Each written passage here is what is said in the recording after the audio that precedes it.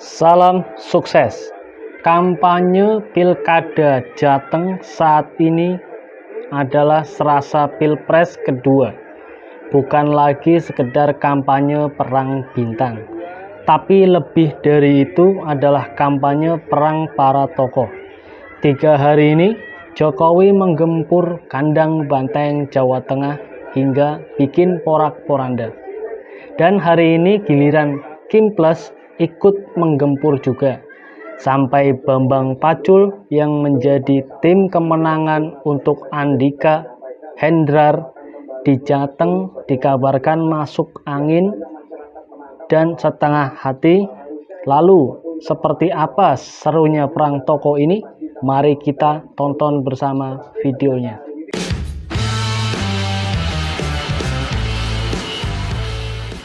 Kita lihat kemarin juga Jumas, kemudian di Tegal, dan hari ini di Gerobokan, ya tadi kan sudah dilihat semuanya.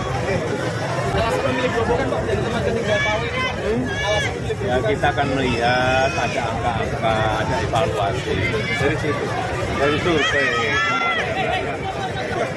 timbangan mendukung Pak Presiden Gus. Beliau berdua, Pak Lupi dan Gus Yassin, saya meyakini mampu melanjutkan apa yang sudah dikerjakan oleh pemerintah yang lalu dan juga bisa bersinergi kuat dengan pemerintah Bapak Prabowo Subianto.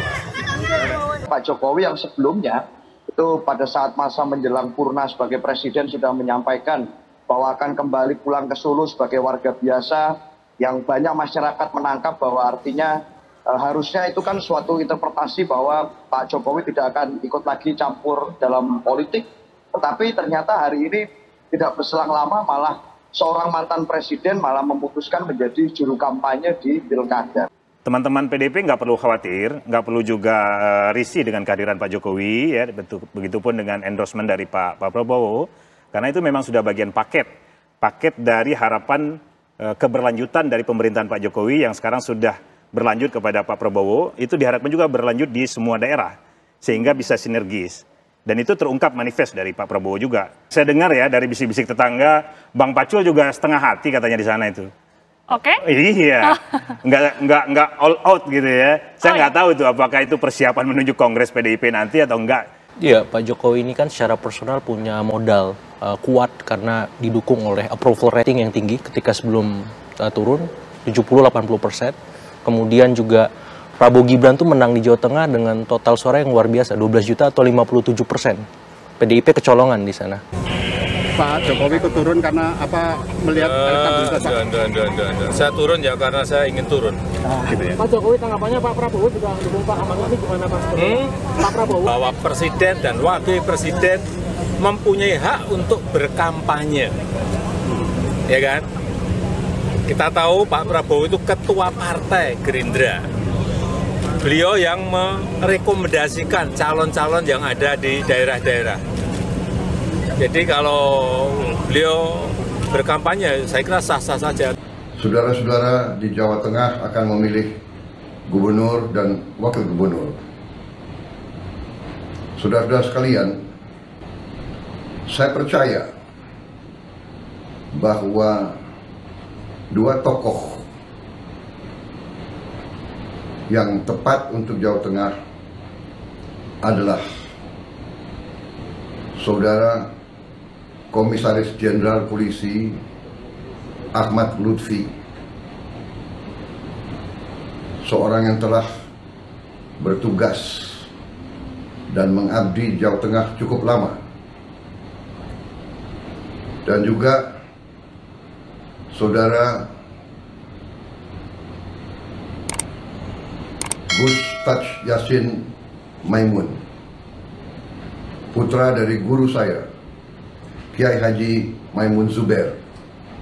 Mas, kemarin kan Pak Prabowo secara terbuka mendukung pasangan Pak Lutfi. Itu gimana tanggapan dari Mas sebagai kemarin yang ditanggapi pertama itu ditanggapi Ketua KPU Jawa Tengah, karena dia secara berani mengatakan bahwa tidak boleh. Kalau mau melaksanakan sebaiknya resmi saja, cuti gitu. Dengan cuti boleh. Kan dia mengatasnamakan Ketua Umum Gerindra. Tidak dong. Coba Anda lihat intensinya. Kayaknya Anda salah lihat berarti videonya. Enggak. Kalau itu Anda harus clearance dulu. Anda lihat videonya. Enggak ada satupun kata-kata itu ada. Maka kenapa saya mengomentari seperti ini? Agar kita mengingatkan untuk tidak keliru. Turun gunungnya Presiden Jokowi di berbagai titik pemenangan pilkada. Buat kami ini adalah satu bentuk ekspresi kepanikan. Kenapa demikian? Karena di Jawa Tengah misalnya hari ini berbagai survei menunjukkan bahwa pasangan Andika Hendy sudah unggul dibandingkan dengan pasangan Komjen Polisi Purnawirawan Ahmad Lutfi dan Gus Yassin. Sehingga tentu saja mungkin menjadi suatu hal yang wajar kalau dianggap kemudian perlu ada daya ungkit. Jadi ini ekspresi kepanikan pasca membaca survei. Ini bukan hanya pertarungan antar personal, Lutfi versus Andika, tetapi juga merefleksikan kekuatan partai dan tokoh-tokoh besar di belakangnya. Jadi saya sebut rasa pilpres karena Ibu Mega turun gunung untuk mensosialisasikan Andika. Beberapa kali dia datang ke Jawa Tengah. Ya. Kemudian kita juga menyaksikan beberapa hari terakhir Jokowi juga bahkan kampanye buat Lutfi di Banyumas, kemudian di Tegal, konon hari ini di Grobogan. Ya. Pak Jokowi ini kan sudah menjadi rakyat biasa juga, gitu loh. Pak Jokowi punya hak pilih. Nah, ketika misalnya seorang calon kepala daerah meminta bantuan Pak Jokowi yang tentu punya pengalaman ya, memenangkan kompetisi yang hampir sama di Pilpres misalnya, bahkan pernah dulu menang di Pilgub, menang di pemilihan ke wali kota di Solo gitu. Nah, itu kan kembali kepada Pak Jokowinya. Nah, kalau kemudian Pak Jokowi merasa cocok bahwa Pak Jokowi menilai Jawa Tengah akan lebih baik dipimpin oleh Pak Lutfi, saya kira juga tidak ada yang tidak ada yang salah dengan Pak Jokowi membantu calon-calon yang dianggap perlu dibantu dan saya kira ketemu visinya gitu untuk membangun daerah itu. Saya diundang, saya datang, dan saya lihat antusias masyarakat sangat luar biasa. Sangat luar biasa. Belum tahu saya ini diundang, saya datang. Karena saya mendukung. Pak pilih Pak, alasan kenapa Pak pilihnya kepada Ahmad Lutfi Pak? Pilihannya kenapa ke Pak Ahmad Lutfi Pak? Ya semua orang tahu.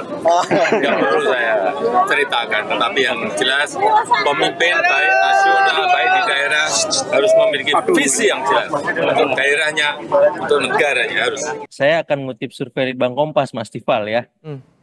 Jadi pengaruh Pak Jokowi kalau yang tercatat itu ada 43,9%. Ya, pemilih akan menimbang arahan endorse dari beliau ke pasangan manapun, termasuk dalam konteks ini Pak Ahmad Lutfi dan Pak Taj Yassin. Saya yakin dengan kedatangan teman-teman kita, ini nanti akan menambah anak-anak muda kita untuk lebih berkreatif, terutama UMKM maupun industri.